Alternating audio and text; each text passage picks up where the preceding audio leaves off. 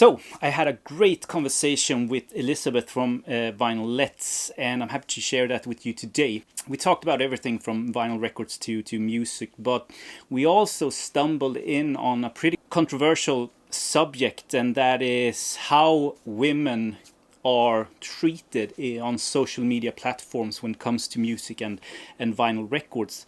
Vinylettes are sort of made for women to have a platform that they can feel comfortable at or in, and also safe.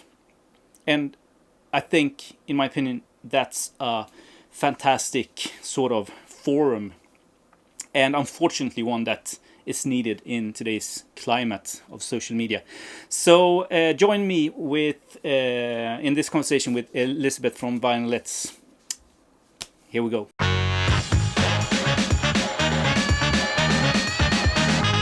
So I'll do a small intro. I hate this. I hate this part of the interviews because I'm so damn bad at it. But so, hi everyone, and thank you for joining me today. And thank you, Elizabeth from Vinylettes, the Instagram, and is it a homepage also, the web page?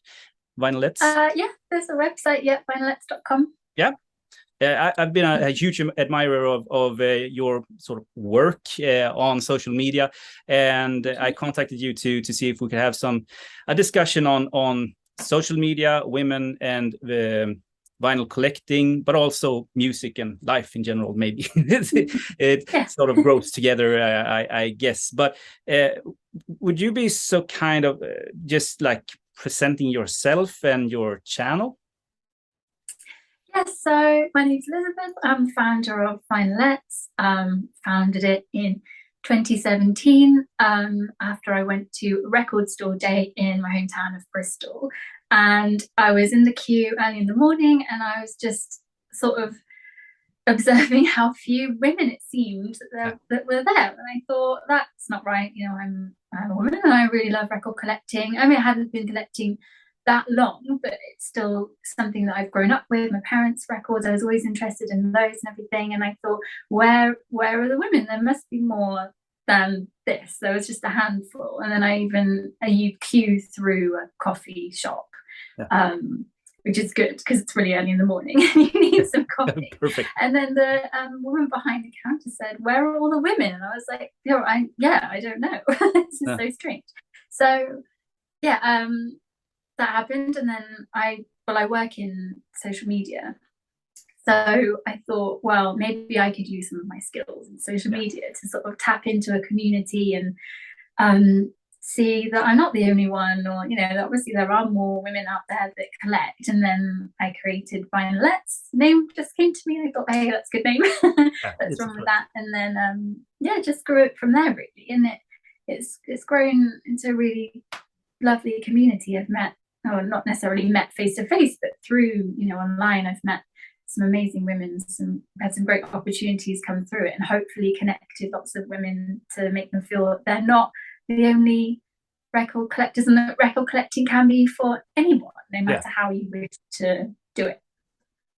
Exactly. That's awesome. Did you create the Instagram account before you did the homepage, or was the homepage sort of a because the Instagram came first, and then I thought, hey, this is quite a nice opportunity to get some blog content going and go a little bit more in depth and feature some women and ask some questions about their collections and things like that. So one came, and then the other followed quite quickly after. Yeah, I love the sort of the page, because as you say, you get a little bit deeper of a conversation with the collectors, almost like Dust and Grooves, that sort of the homepage or the page.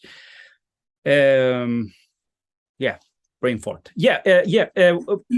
I think that Instagram for vinyl collecting is the perfect sort of social media platform, because vinyl records, even if it's a audio sort of format, it's definitely a visual format. So Instagram works fantastically. I've just like you have connected with some amazing collectors via Instagram. Yeah, it's such a, yeah, you're right, it's such a visual platform, and record collecting, kind of, part for me, the joy of it is that it's, you've got something tactile you can hold, the artwork's always so beautiful, and so yeah, that just kind of goes hand in hand with that platform. And so I suppose that's the place where I've grown the audience the biggest. I've got Twitter, but don't really tend to use it for that, really. I just kind of, it's always more visual and then about the conversation in the community, and Instagram seems to be the best place for that. Although, having said that, they're always changing as I work in social media, like I said, but it's kind of a constant battle to be relevant and to fight the algorithm to make sure that you're still showing up in people's timelines and things like that. So that is, for me, one of the challenges is to how do I kind of explore different ways of presenting the content, so different formats and things, to make sure that people still discover Vinylettes, and also people who already follow. This probably doesn't always show up in everybody's timeline, so that's a challenge. But that being said, it has been a really, really cool place for building that community. Yeah, and how have the responses been from the collectors that you have issued on the platform? Just pretty positive, really. I think whenever I share something and I'll get a comment, which is, maybe I'll share someone's photo of their record collection, and then someone else will comment and they'll say, wow, I really love this page, I love how it makes me feel empowered to share my records, and maybe it's something they hadn't really thought that they could do before, but then they think, well, there's an amazing community here of women who are doing it, and now I feel more empowered to share and join in the conversation and talk about record collecting and all those things that come with it. Yeah, and I saw that you wrote that you don't necessarily have to be a woman to use the hashtag Vinylettes, but I guess that it should at least have something to do with women and empowering women and urging women to collect records, I guess. Yeah, you can do that absolutely. I mean, predominantly it is a place for women to feel safe in the community, that they're able to do their thing, and I think anybody can use the hashtag, but it doesn't necessarily mean that you'll make it to the page necessarily, but you can still follow and you can still join in the conversation and enjoy the community, I suppose. And promote, I guess. I when I started showing my face and records on YouTube, we weren't that many. This is 10 plus years ago, and I started to sort of share what I had got with my recent vinyl finds and stuff like that. And there were some people out there in the world who did the same, and we commented. So we grew, this little community grew pretty fast, and there were maybe, let's say, one woman in 25 guys, or maybe 40 guys, something like that. And it has always struck me through these years why there aren't more women out there collecting records. And do you have the answer for that, or is it just like a journey that you... It's a big question, and I do think that since I started the account, things have changed. I definitely don't feel quite so. I mean, for me, I guess it's going back. One of the things for me personally is that when I would go into certain record stores, now this isn't a blanket, all of them, but certain maybe more niche or smaller, or maybe record stores which have had a long history of being in a town, sort of thing. Sometimes you'll walk in and you'll get a feeling of being out of place. Like this is a shop which is for hard collectors who've been in it for a really long time, and you know, when you're first getting into it, maybe you don't really feel like that. You're just like dipping your toe in the water. You don't know. I don't know. You don't necessarily have that kind of like experience, I suppose, and so that can be daunting. And that can put you off, I suppose. And it doesn't help that then we were talking about the positive comments on Instagram, but I've seen fair share of negative comments. I'm not saying it's always from men, but maybe 80% of the time it's these comments about just kind of picking apart someone's record collection, or the way they store their records, or the turntable they use, or the speakers, or having something to say, which just isn't helpful. It's not empowering that person to keep on posting. It's going to make them question things, and maybe they can't afford a new turntable or an amazing system because they've only been collecting a short amount of time, and they all different reasons, but it's kind of things like that over time make you think, oh, I just don't know if I feel comfortable, and then can put you off.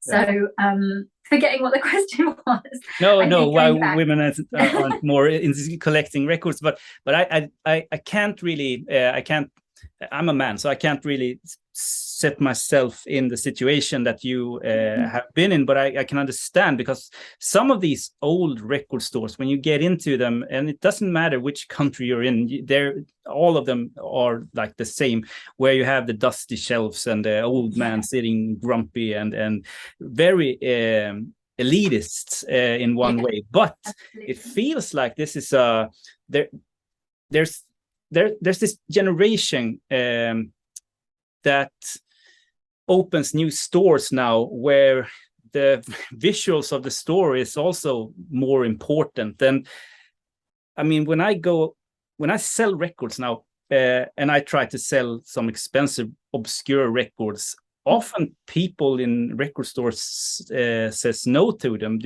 because they want stuff that everyone can buy. Getting into records, the old classics, sort of, it's much harder to sell obscure records. It has to be like, find this typical collector. Now I'm mumbling. I have no idea where we sorry. I have some questions written down here. Let's see if I can get us back on track. So do you remember what the first record that you ever bought was? Or are your memories mostly from your parents? Yeah, I say inherited. I've just borrowed or long-term loan some records from my parents, mostly my dad's collection. He had a small collection. Before I was born, they were burgled and they lost a lot of their records, and I just would love to have known what was in there. If they can, I need to speak to them and find out exactly what was in there. But I think I always have memories of like rooting through their records, and me and my mum maybe listening to T-Rex and dancing around the living room to her T-Rex albums and things. So but then the first one I bought, I think it was Toot by Cassius, the French electro band, a single. And I don't think I even had a record player at that point. I just loved the song. I streamed the song, and then I saw the record, and I was like, oh, I'm going to get that. And I think that might have been the first one. And then later on, I think I went to a record store day. There's a radio station here called Six Music, and they always promote record store day. And I was like, oh, that sounds like a cool thing. I didn't have any plans that day, so I was like, I'm just going to go down and see. And I think I got a Tame Impala live album and a couple of other things, and I was like, cool, okay, I'm gonna get a record player now. And just start collecting. I was like, this time, like I've got a couple, I don't just have this one lonely single anymore. But got a few, and then I borrowed my dad's, and then that was it. Okay. Yeah, the question that always sort of comes up is what's most important, the sort of the music or the records. And I actually had a pretty nice conversation in the comments from my interview with Alan Zweig, because I mentioned that, in my opinion, if you're collecting records, it's not only about the music. It's sort of, as you describe it, my theory is that it's a way of life, like a lifestyle almost, to collect records.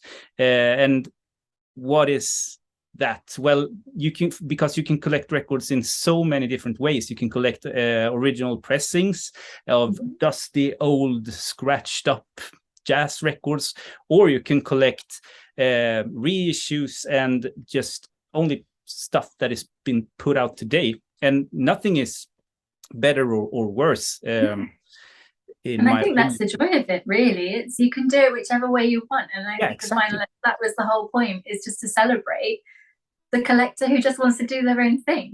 Really, I think you can. I mean, I've always, most of my collection is new records, but recently I got a friend into record collecting, and they are only going to buy records from the bargain bin. And they've got like, they live in the US, so they're like $8 or less. Okay. Bargain bin, cheap as you can get. Like whatever you can find, and that's, for them, that was just amazing that they could just go, and they live in Salt Lake City. I wish there's a record store there called Randy's. Okay. And it is just the best. It's just not, going back to, it's not pretentious. It's just for anyone. They've got whatever. They've got like beach stuff. They've got bargain bin, $1 records. Maybe they're not great quality, but more often than not they are. I think I've never picked up anything there when I've been visiting that's been bad.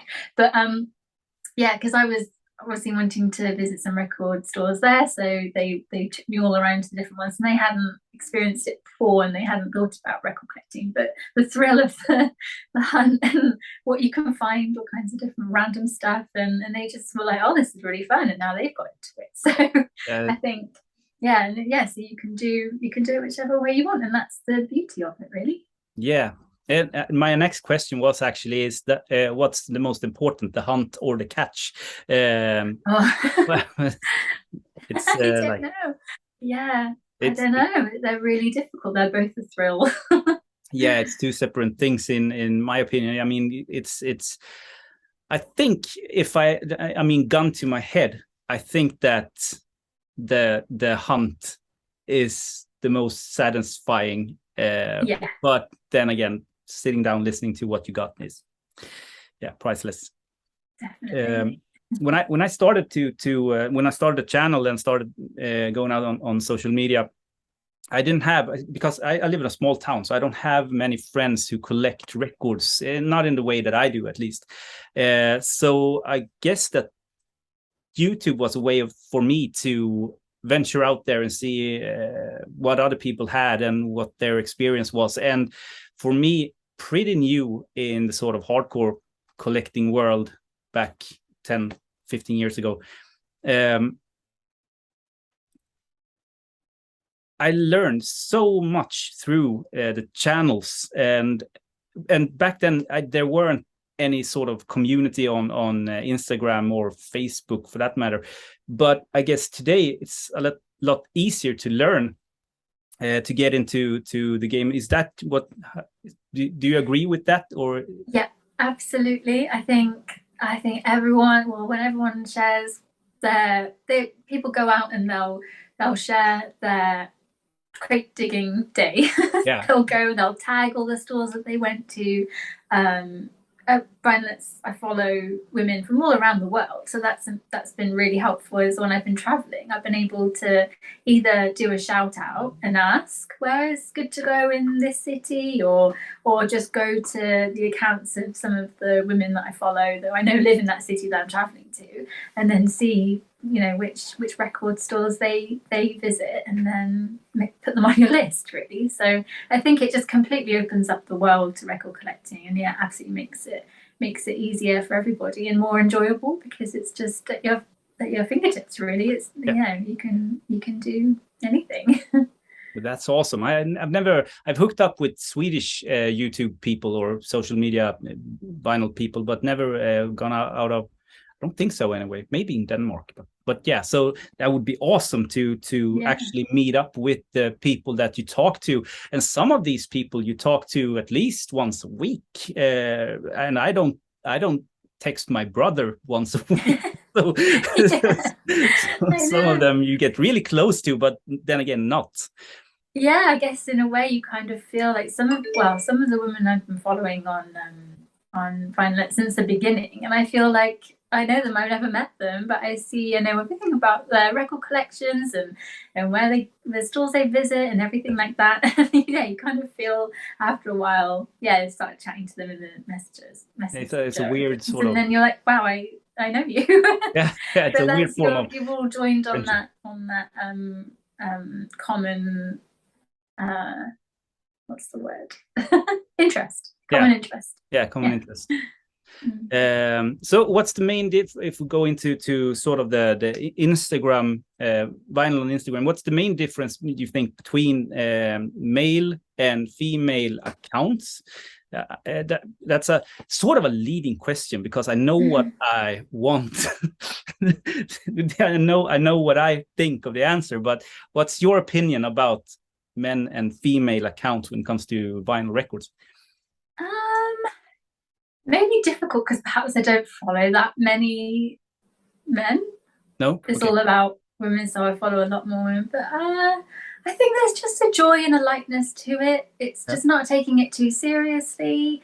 It's doing what you like and just enjoying that, really. I think it's just not overthinking it.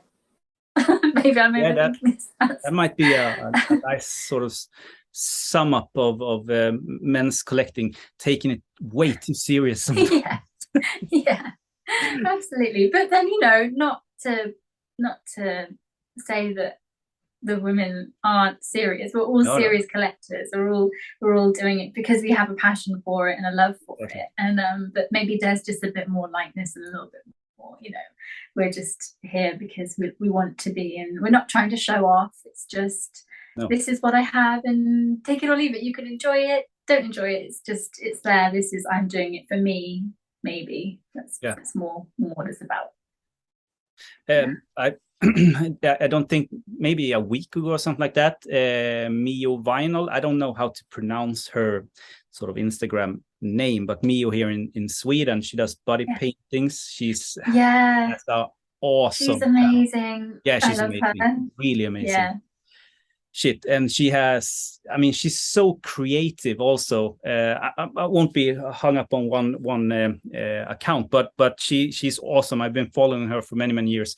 And she did some sort of a story where a guy had written some horrible things to her, and she was sort of hesitant or I don't think she was hesitant, but she had blurred out the name of the guy.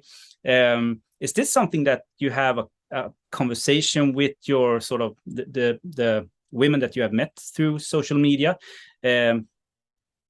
Because in my mind, it's a horrible thing. It's such a violent act, messaging someone, and I wouldn't hesitate to throw out their names on social media so people could give them help, but she didn't. So yeah, is this something that you have talked about, and have you experienced this? I haven't experienced it personally, but I've seen other people experience it. I've seen other people share their stories about it, and I know that it's not uncommon.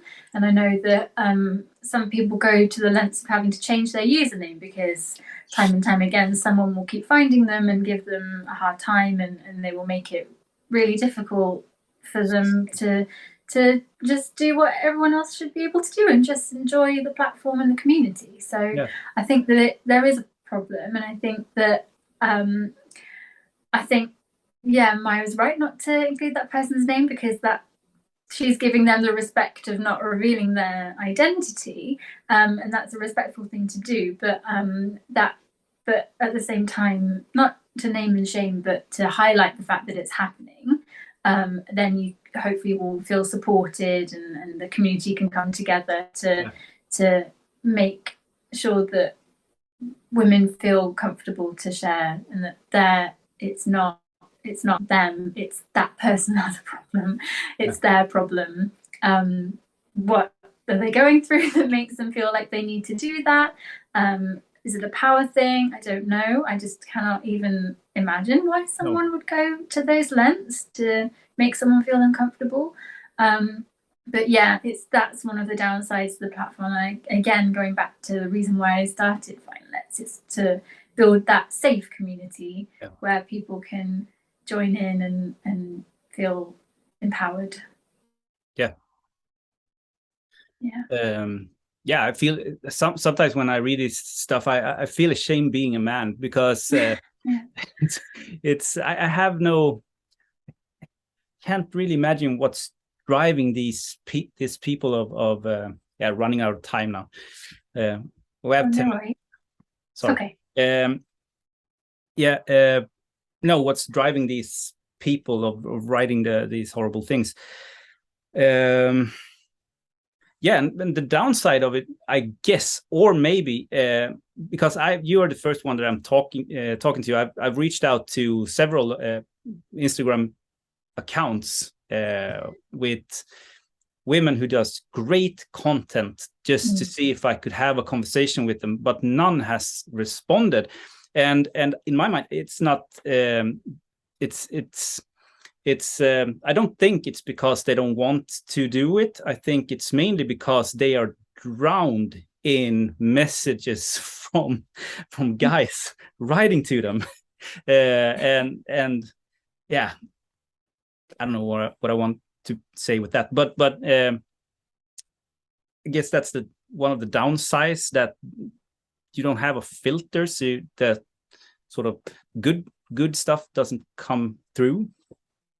Yeah, I think that's it. If you choose for your profile to be open, which most people do, then you kind of are opening yourself up to be contacted. But then Instagram have put in things in place where you can hide message requests. They go in. So if you don't know that person, or you don't follow them, then you don't see their message straight away. But then that doesn't always come through, so it can take some time for you to actually think, oh, I need to check that box and see who's been contacting me, or if anyone. A lot of the time it's spam as well. Instagram has a lot of spam with people trying to say, hey, promote this jewelry or something completely irrelevant to what you're talking about. So that's something that I get a lot and I have to contend with. So that means that things can get lost quite easily.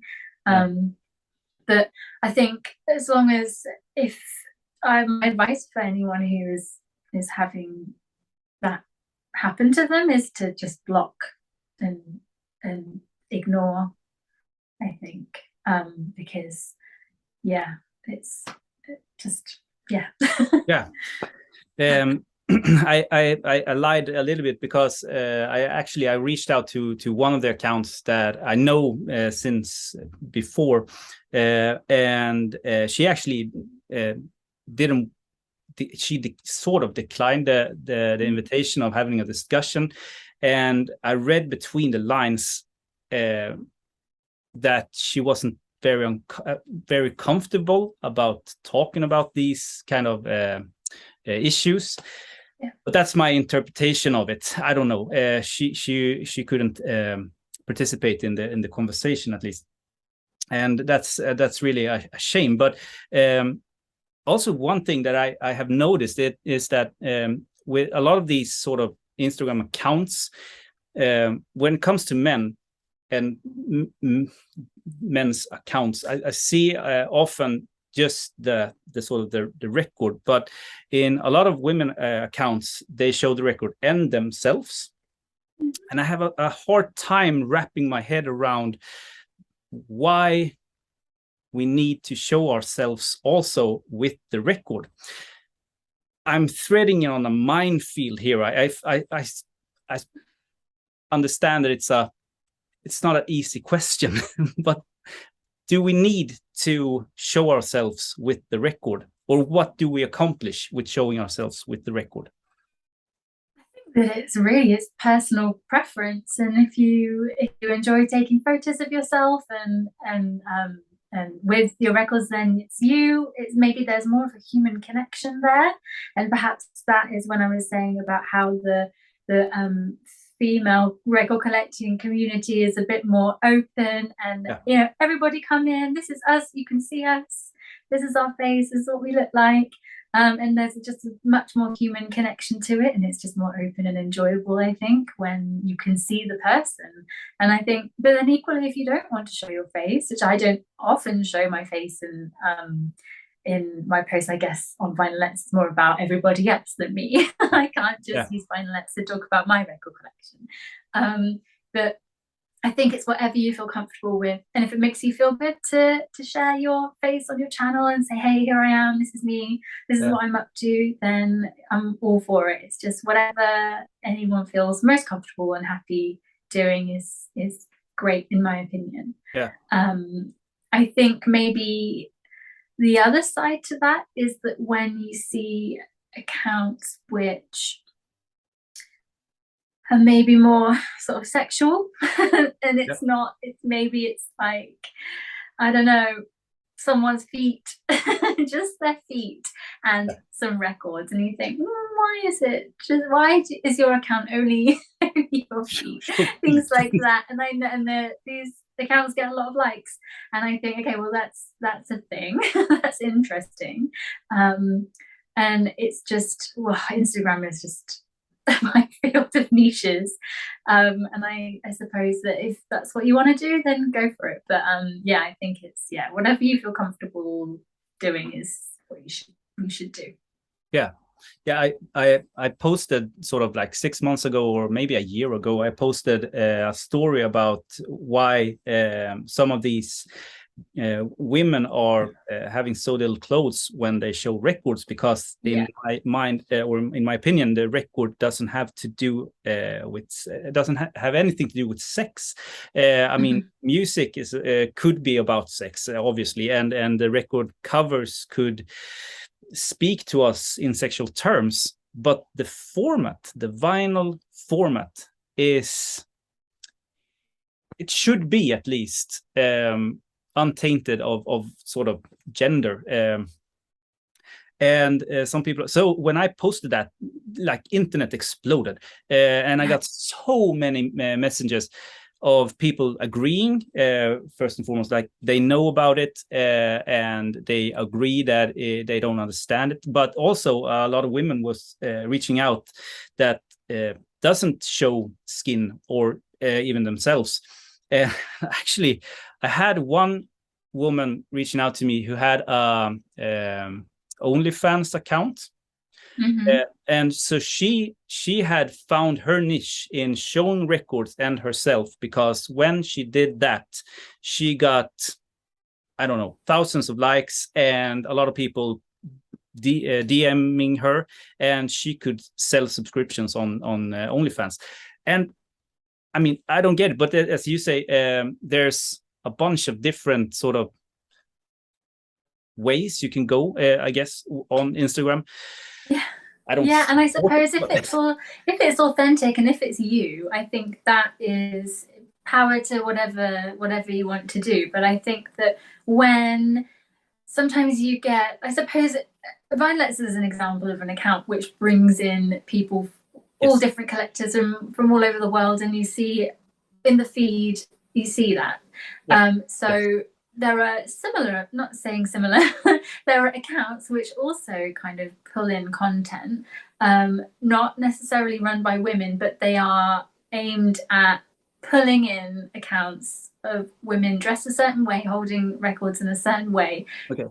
Photos which have that kind of note to them, but they're run by men, and it's not authentic, and it's kind of, it's the complete antithesis of what Vinylettes is, I suppose. And I think that's where you draw, where I draw the line, is that it's completely up to that person how they want to do it. But when you get an account like that, which is run by a man, and it's bringing in women dressed a certain way, and it's the kind of whole kind of reasoning behind it is to sexualize women in a group and like that, then that's where I think, no, that's wrong. It's not authentic.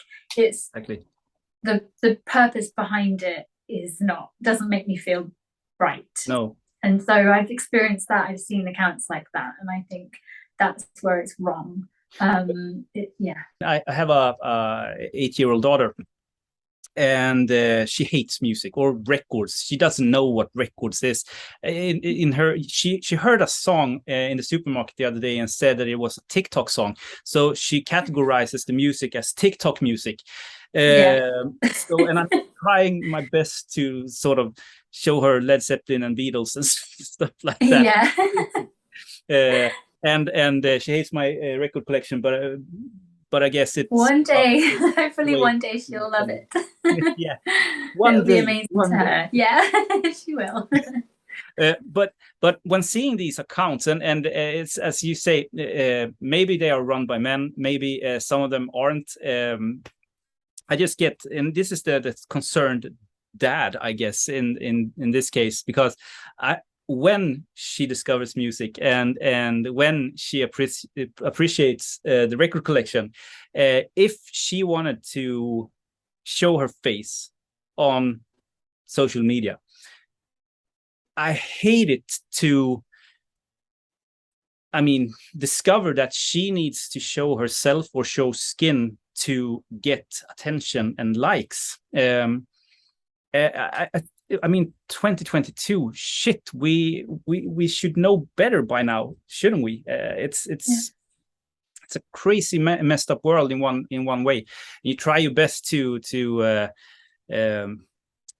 sort of give your daughter what and learn your daughter what not to sort of listen to and watch, and I don't know. I think that it's just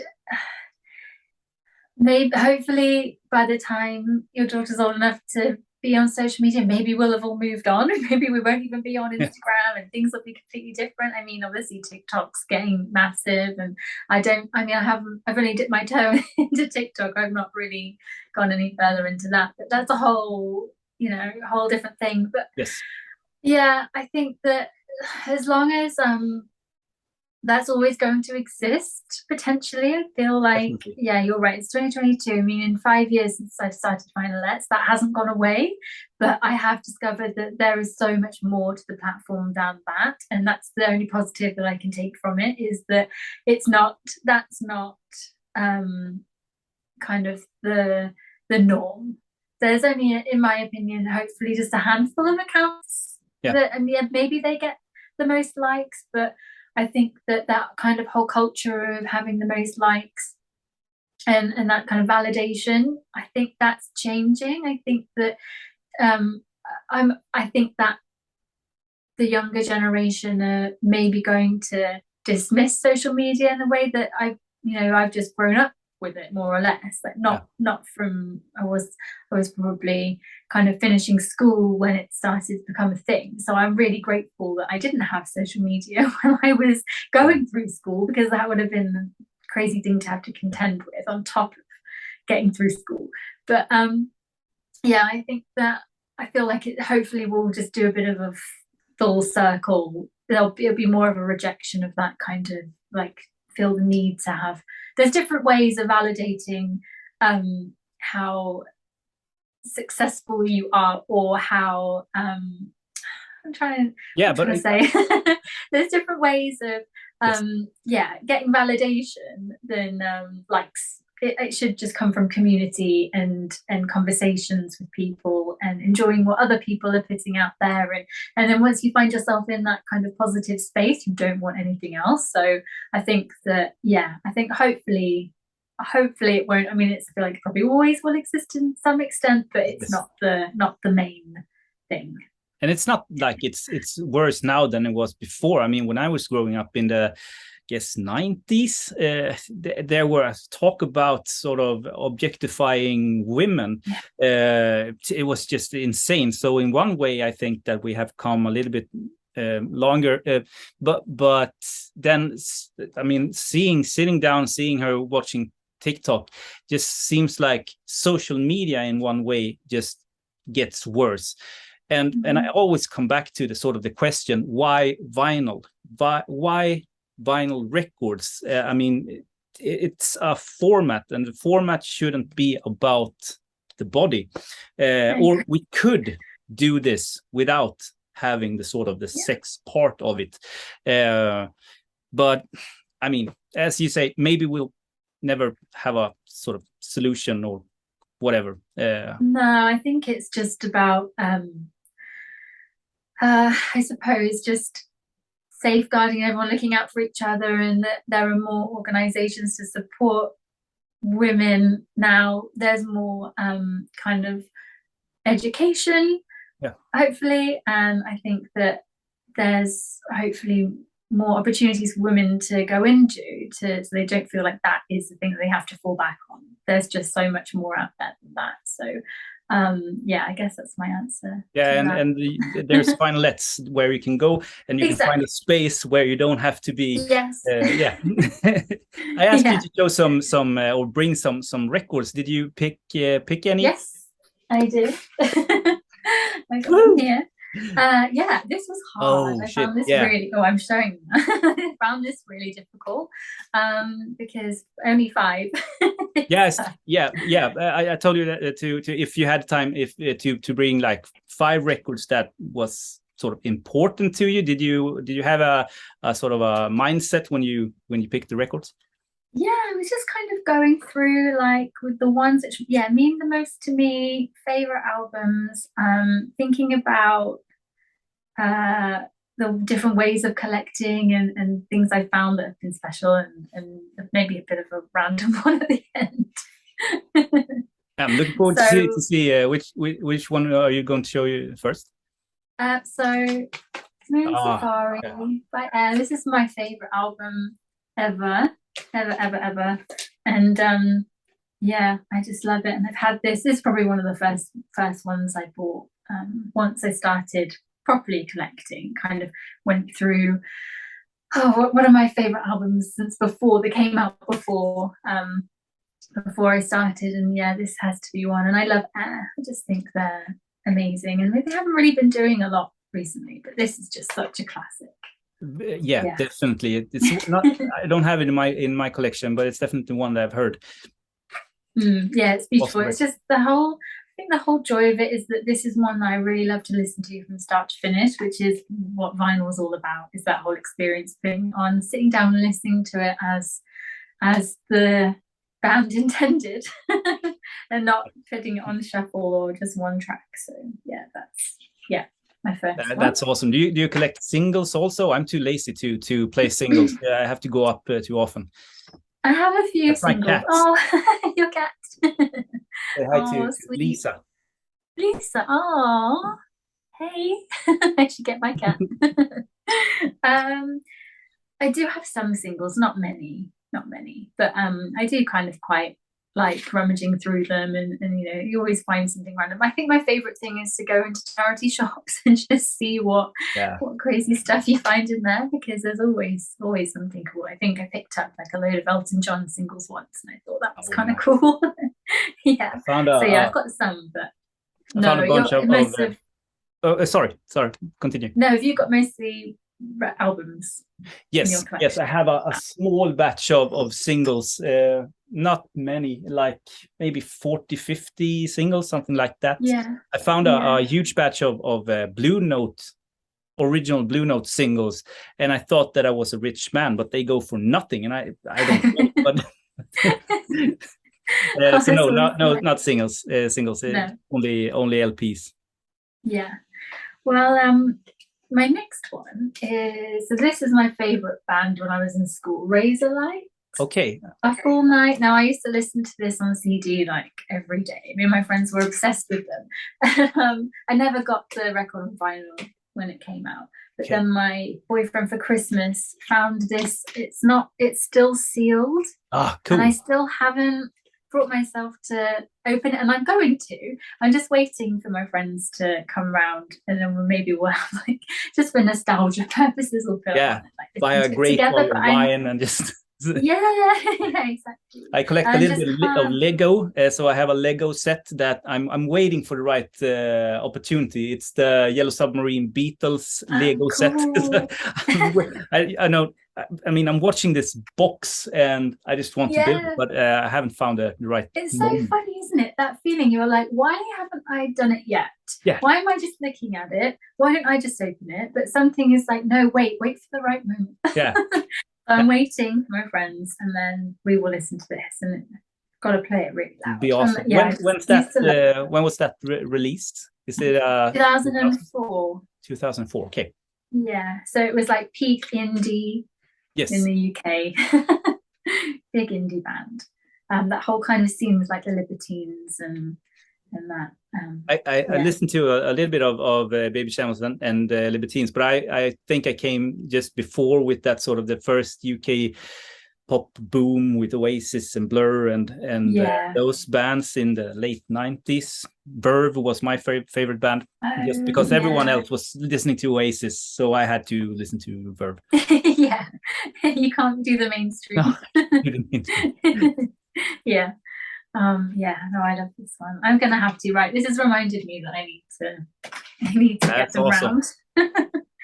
Round. And then this one, Sade. Time of Life.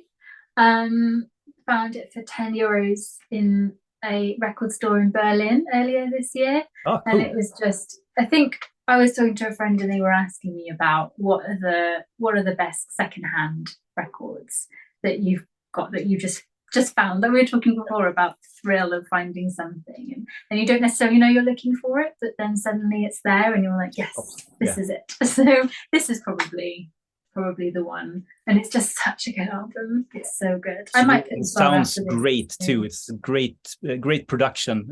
Also. Yeah, it's stunning.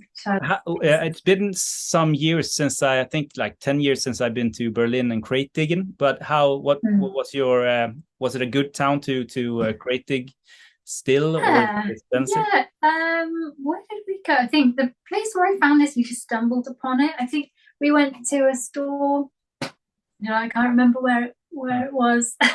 we went looking for one and found a couple of good things, and that, but then the store, it was in Prenzlauer Berg, and that area is just very cool. It's like, just walking down, just enjoying the culture of Berlin, and stumbled upon this record store, and then that's where we found this. So that's awesome. I went to Hamburg a couple of years ago, and the difference between Berlin and Hamburg is that Hamburg, that's my take on it, at least, is that every store has its niche. So if you don't like soul music, for example, you don't go to the soul store, or you go to the soul store because maybe they have some great jazz that they don't know about. So it's but it's a really cool way of sort of growing record stores in a town. Yeah, definitely. And then when you're traveling, you don't necessarily know what a record store specializes in either, so that's another fun thing. It's like, you can kind of just jump on a gold mine of some soul, or I don't know, some records. So we were in Copenhagen, so that was a really good place to go. There are quite a few cool record stores around there where our hotel was, and what did I get? So my boyfriend's on a bit of a hunt to find loads of James Bond soundtracks. Okay. We're just trying to grow our collection, and so I think we found some. But the joy is that there's like, they have different artwork depending on where you find them. So I think we've got a few which are the same film, but yet they've got different artwork, because we found one in Germany and then one in the UK and things like that. So just find it really fun. Yeah. Cool. I don't know about you, but like, what's your favorite record store, like outside of Sweden, do you think? Outside of Sweden? Oh shit, I don't know. I have to say, when I went to New York, I've been to New York 2 times, and it's been sort of the crate digging mecca, really. For me, I went there, and I was there 2 weeks each time. So I had many days to go to the stores that I wanted. But as a city, but then I mean, New York is New York, I guess. I think that Berlin was great too. But I have to say that my favorite sort of city to crate dig in, I have to say Gothenburg. It's like 2 hours from me, where Mio lives. Bengens. They have a street where there's like 6 record stores in just a couple of 100 meters. It's insane. Really? And all of them are really, really good. You can still do great finds, and you end up at Bengans, where Mio works, which is a great store for new records. So I have to say, like, Stockholm, but yeah, and but especially Gothenburg is my to-go town, and I recommend everyone to visit yeah. it. I'm gonna put it on my list. Yeah, put it on your list. It's a great town. Gothenburg is it's lovely, but Stockholm in the summer, nothing beats Stockholm in the summer. Really? Oh, amazing. Oh, cool. Well, and then my fourth one, since I left you by the Avalanches. Okay. So I think, again, just this album's so beautiful, and I think that it's like there's so many cool samples on it, and I just think they're geniuses the way they can sample tracks, and what they create out of it is just amazing. And I think that it's one of those ones where you listen to it and you're like, what is this? Yeah. And you get that feeling. And I think that a lot of the time I'll listen to records from the 80s, 70s, 80s, and I think, wow, I wonder what it was like to first hear that. What was it? How did it make people feel? Was it like, wow, I've never heard, I don't know, like Frankie Goes to Hollywood, I've never heard music like this before, or like I Feel Love, Donna Summer. What was that like? And I think in no way does this compare to that, maybe, but for me this was maybe my version of that. Like, wow, I don't think I've ever heard music like this before. And so that's why I chose this one. That's awesome. I've never heard it, so it goes straight to to listen to list. Yes, definitely. And then this one is kind of random, but I had to choose a soundtrack. And I don't know if you've seen this film, but yeah, I've seen the film. It's one of my favorites. So good. It's so good. It's just, I just love this film. And it has an amazing soundtrack, and the soundtrack plays a part into why I love it so much. It's got Romeo and Juliet, Dire Straits, The Chain, Fleetwood Mac, Gloria, The Passenger, Susie and the Banshees. I just think it's just solid soundtrack. And I didn't think of the music when I saw the film. I've only seen it once, but the film was amazing, so I'm going to check it out. And Romeo and Juliet by the Dire Straits, it's their best song. So it's so good. I've actually, since I heard it on I, Tonya, I've heard it on a couple of films as well. There's a film on Netflix which is like a classic rom-com, but it's so good. It's like the best Netflix rom-com I've seen, and it also has an amazing soundtrack, and it's got Romeo and Juliet, Dire Straits, and it's just, I just love it. It's just, it's brilliant. Brilliant is the word. Cool, great picks. Thank you. Picks. I'm not gonna take more of your time. Thank you so much for doing this. Thank you for having me. Thank you so much. Have a great evening. Thank you so much. You too. Speak soon. Bye. Bye.